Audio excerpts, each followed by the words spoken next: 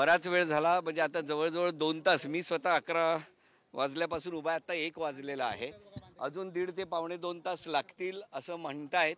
कारण 11 वाजता जेव्हा आलो त्यावेळेला प्रचंड हलकल्लोळ इथे झालेला होता.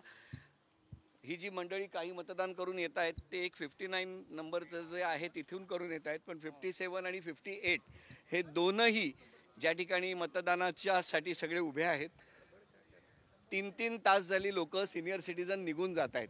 अशी भयानक परिस्थिती आतमध्ये आहे. तुमची काय, आपका क्या रिएक्शन है? सेम 57 एंड 58 ये जो दो पोलिंग बूथ है, 57 बंद था, देर से 2 घंटा कोई नहीं वोट दे पाया, मशीन खराब हो गया था, एक मशीन खराब हो गया था।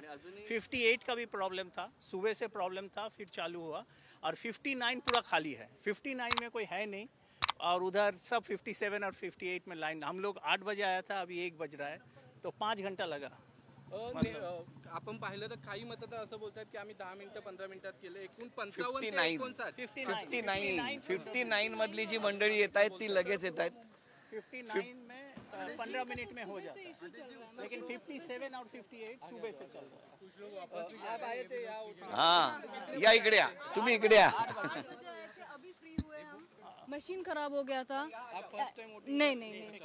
कितने बजे आप आए यहाँ पे? 8 o'clock से अभी जस्ट हुआ है। आपको क्या बताया जा रहा था उनकी तरफ से? हम लोग खड़े थे, हम लोग वेट कर रहे थे, देयर वाज टू मच ऑफ रश, और 59 में कुछ लाइन ही नहीं था, हम लोग एकदम से जा रहे थे। एक मशीन खराब हो गया, एंड मशीन सीनियर खराब, सिटीजन कितने थे उसमें? सीनियर सिटीजन थे, उन लोग को अलाउ कर रहे थे हमारे पहले, बट इट वाज वेरी केओटिक।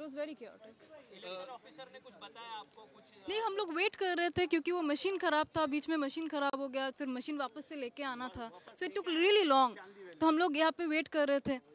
आदित्यजी, नेमका हा प्रकार घडला खरं तर 9 वाजल्यापासून आतापर्यंत एवढा वेळ ज्येष्ठ नागरिक लाईनीत उभे आहेत, त्यांच्या पाण्याची किंवा त्यांच्या बसण्याची काही व्यवस्था निवडणूक आयोगाकडून करण्यात आली? मला असं वाटतं लोकशाहीचा उत्सव आहे, 5 वर्ष याचं नियोजन करण्यात येतं आणि अशा वेळेला हा जो महत्त्वाचा दिवस आहे, या दिवशी इथे सिनियर सिटीजन्स कित्येक परत गेलेले आहेत आणि हे जेव्हा परत जातात, परत येतात, याच्या पलीकडे जाऊन ही यंत्रणा सक्षम करणं ही फार गरजेचं आहे। आणि आपण आतमध्ये जर बघितलं, आता आमचाच अनुभव जर सांगायचा तर मी स्वतः आता ऑलरेडी 2 तास झाले आणि मी विचारलं तर सांगतात अजून 1 ते 1.5 तास लागेल।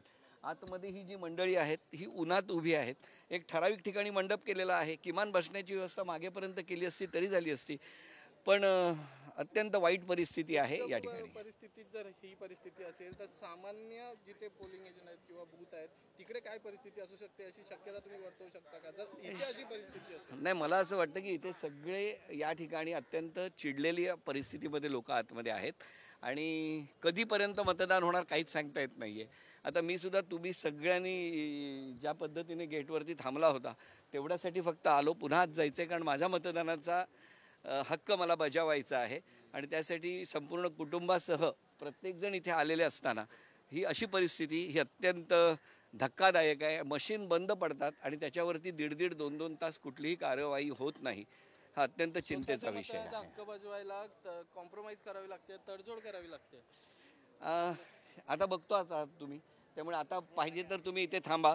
आता 1 वाजलेला आहे, आता मी आतमध्ये जातो आणि आता आतमध्ये गेल्यानंतर परत किती वेळाने येणार ते तुम्हीच बघा। राजकारणातील प्रत्येक अचूक बातमीचे सर्वात आधी अपडेट्स मिळवण्यासाठी सरकारनामाच्या सर्व सोशल मीडिया प्लॅटफॉर्मला लाईक, फॉलो आणि सबस्क्राईब करा। तसंच सर्व नोटिफिकेशनसाठी बेल आयकॉन प्रेस करायला विसरू नका।